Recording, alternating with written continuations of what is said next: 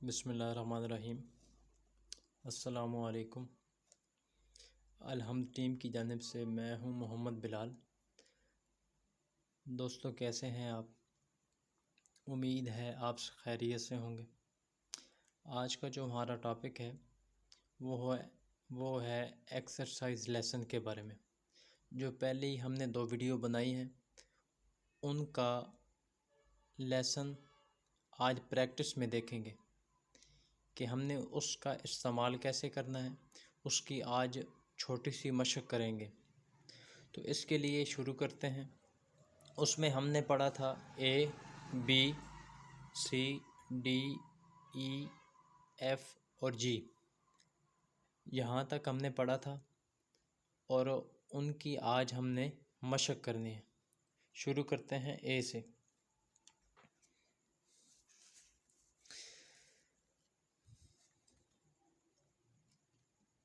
हम मशक करेंगे cut marker से। मेरे पास कट मार्कर 604 है।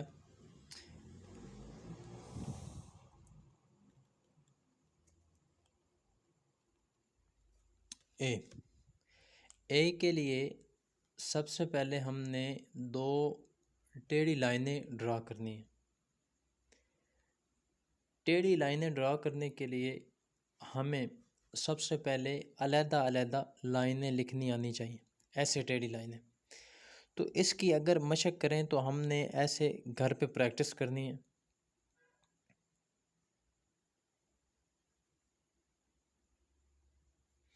जब ये लाइनें हमें लिखना आ जाएंगी तो हम दुरुस्त लिख सकेंगे। इस तरह आपने प्रैक्टिस करनी है।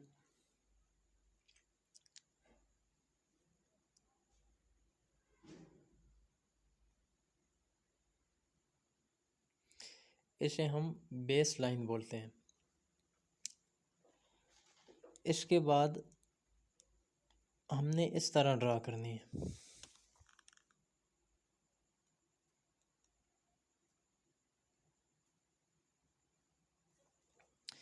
एक ए लिखने का ये तरीका था और दूसरा तरीका ये था।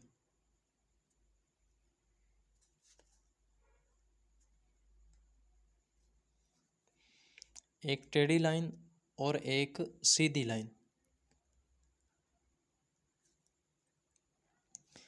तो इसमें सबसे पहले हमने टेढ़ी लाइन ड्रा की, ये सबसे पहले हमने ड्रा की।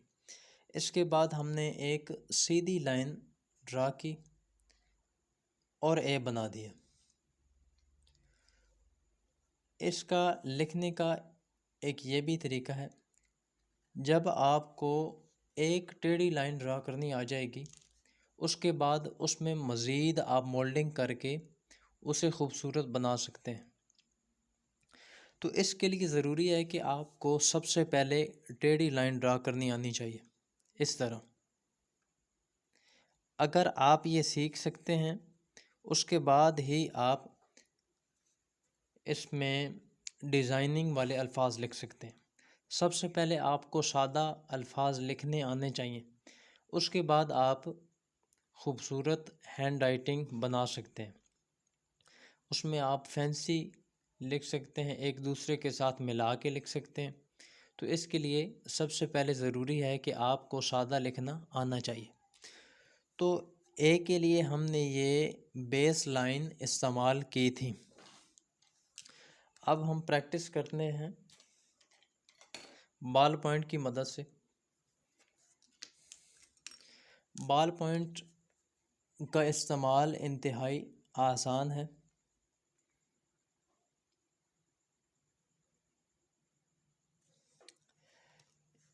ये लाइनें ड्रा करने का मकसद ये है कि इनके दरमियान जो फासला है वो हमें बताएगा कि नेक्स्ट आने वाली लाइन सीधी है या टेढ़ी। तो इसके लिए हमें इसकी प्रैक्टिस ज़रूरी है। आप ये काम लेड पेंसिल से भी कर सकते हैं, कट मार्कर से भी, आम सादा मार्कर से भी, बॉल पॉइंट की मदद से भी, या आपके पास परमानेंट मार्कर है आप उससे भी प्रैक्टिस कर सकते हैं। या आपके पास एक वाइट बोर्ड है तो आप बोर्ड मार्कर की मदद से भी ये कर सकते हैं।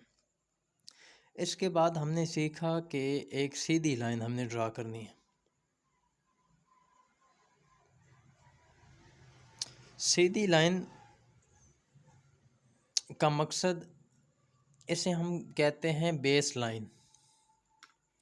बेस लाइन का इस्तेमाल ज़्यादा अल्फ़ाबेट्स में होता है। अगर ये हम सीख सकते हैं, उसके बाद हम मुख्तलिफ़ किस्म के अल्फाज जो कि इससे लिंक करते हैं वो भी सीख सकते हैं। तो इस बेस लाइन की मदद से हम नेक्स्ट अल्फ़ाबेट लिखते हैं बी।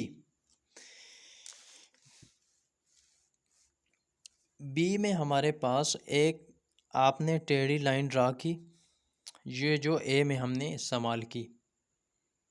अगर आप टेढ़ा लिखना चाहते हैं या आप अगर सीधा लिखना चाहते हैं तो आप एक सीधी लाइन ड्रा कर लें। तो इसके लिए सबसे पहले आपने लाइन ड्रा करनी है, टेढ़ी हो या सीधी, लेकिन हो बिल्कुल स्ट्रेट।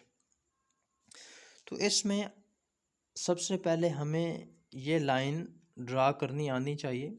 उसके बाद हमने ये दायरे बना देने हैं।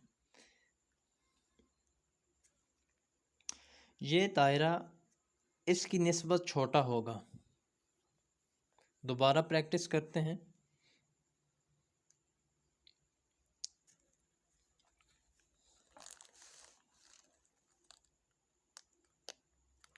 सबसे पहले आपने एक लाइन ड्रा की, उसके बाद आपने दो दायरे बना दिए, एक छोटा होगा और एक बड़ा। आपने इस तरह हरगिज़ नहीं करना।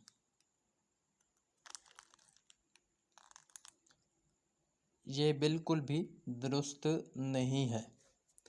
तो इसके लिए आपने अगर मार्कर से ड्रा करना है, आपने ये एक बेस लाइन इस्तेमाल की और उसके ऊपर दो दायरे बना दिए।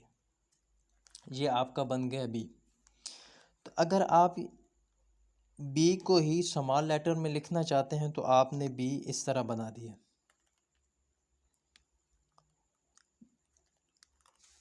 इसके बाद हमारे पास आ जाता है सी। सी आपने इस तरह लिखना है, गोल दायरा बना देना है, लेकिन इसमें ये खला छोड़ देना है। सी आप अगर कैपिटल लेटर में लिखें, इसका साइज़ इसकी निस्बत बड़ा होगा, बाकी इसमें खसूसियात वही हैं। तो इसमें सबसे पहले आपने कट मार्कर को इस अंदाज में पकड़ना है कि ये हिस्सा इसका मोटा रह जाए और ये वाला हिस्सा कदरे बारीक हो। क्योंकि हम कट मार्कर से लिख रहे हैं तो इसका इस्तेमाल हमें आना चाहिए। इसके बाद बी सी हमने लिख लिया। ये दोनों में सेम है। अगर आप कैपिटल लेटर लिखना चाहते हैं या इसमें स्मॉल लेटर, दोनों में एक ही तरीक़ाकार इस्तेमाल होगा। इसके बाद हमें सीखना है ई के लिए हमारे पास एक सबसे पहले जो बेस लाइन हमने इस्तेमाल की थी, टेढ़ी लाइन, आपने बिल्कुल स्ट्रेट ऐसे, आप अगर ये एक लाइन ही सीख तो इसके बाद आपका 90% मसला हल हो जाएगा। अगर आप ये एक लाइन ही सीख लें।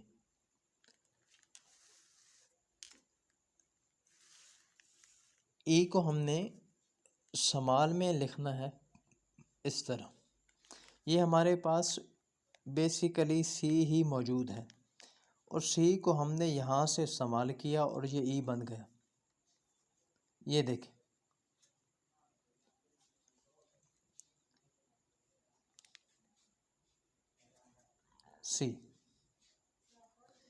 सी और ई आपस में एक दूसरे से लिंक हैं।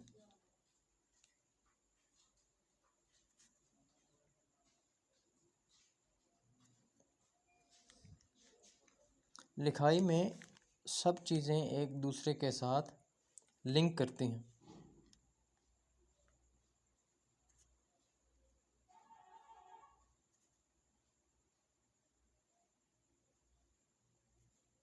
आप इसकी प्रैक्टिस करें। इसके बाद हमारे पास है एफ। एफ एफ अगर यहाँ तक आप देखें तो वही बेस लाइन हमने इस्तेमाल की है, ये वाली, ये वाली, ये वाली, ये वाली और ये वाली, और ऊपर से हमने उसको एक साइड से तिरछा बना दिया ऐसे, तो हमारे पास एफ बन गया।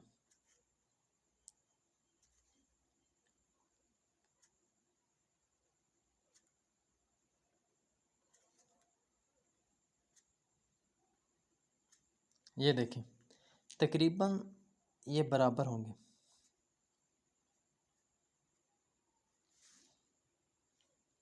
एफ अगर आपने कैपिटल लेटर में लिखना है तो आपने वही बेस लाइन इस्तेमाल करके ई का आधा हिस्सा लिख देना है, तो आपके पास एफ की शक्ल बन जाएगी। ये देखें यहाँ तक जो हमने पढ़ा, इसमें सिर्फ एक ही बात हमने सीखी कि हमें बेस लाइन सीखना है। बेस लाइन अगर आपको आ जाएगी तो इसमें आपके काफ़ी हरूफ कवर हो जाएंगे।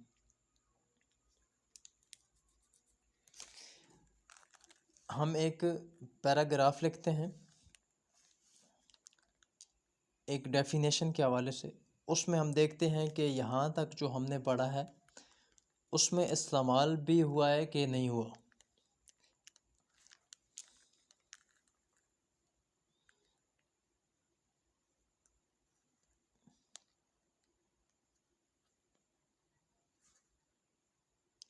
N occupation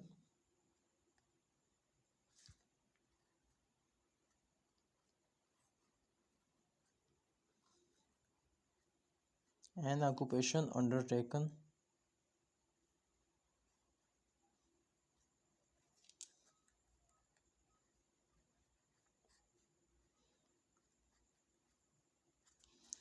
in the hours of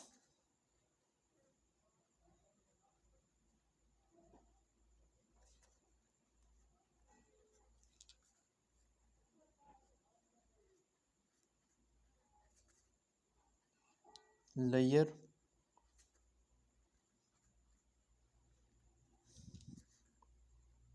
for the sake of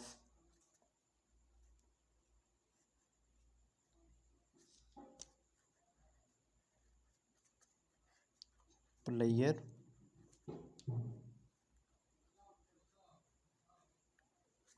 an occupation undertaken in the hours of layer for the sake of player is called a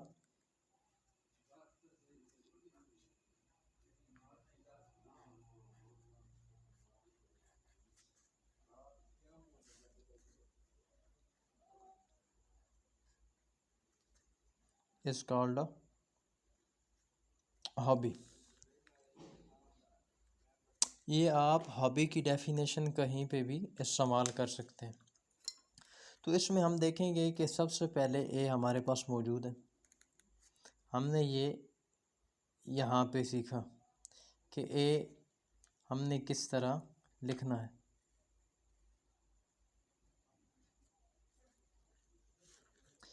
उसके बाद हम देखते हैं कि ओ भी हमने सीखा है, जो कि ई में भी इस्तेमाल हुआ, बी में भी इस्तेमाल हुआ और सी में भी। सी हमारे पास मौजूद है।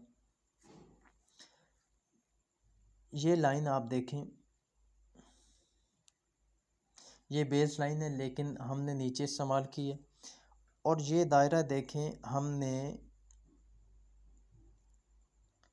बी में इस्तेमाल किया है। इसके बाद ए हमने इस्तेमाल किया अपनी पहली वीडियो में। ये देखें बेस लाइन इस्तेमाल की, ये भी बेस लाइन है, ये भी, और ये दो बेस लाइन हमने इस्तेमाल की हैं, एक ये और एक ये। इसके बाद ये डी देखें, ई देखें, ए देखें आप, ये बेस लाइन हमने इस्तेमाल की है, के की ए बेस लाइन देखें, ई फिर देख लें। इसके बाद ये बेस लाइन है, ये हमने इस्तेमाल किया है जी। उसके बाद एफ़ हमने इस्तेमाल किया, यहाँ पे भी एफ इस्तेमाल हुआ है, ओ भी इस्तेमाल हुआ है। उसके बाद बेस लाइन ये देख लें, ये बेस लाइन इस्तेमाल हुई है, ये देखें जी। अच्छा, आप यहाँ से भी अंदाज़ा कर सकते हैं कि 3-4 अल्फाज लिखने के बाद आपकी राइटिंग में कितना असर होगा। आप देख लें यहाँ पे तकरीबन हमने 3 लाइनों में भी ही, ये भी बेस लाइन, ये भी बेस लाइन है, ये देखें 3 लाइनों में भी आप देख सकते हैं कि हमने कितना कुछ सीख लिया। यहाँ पे तकरीबन इसका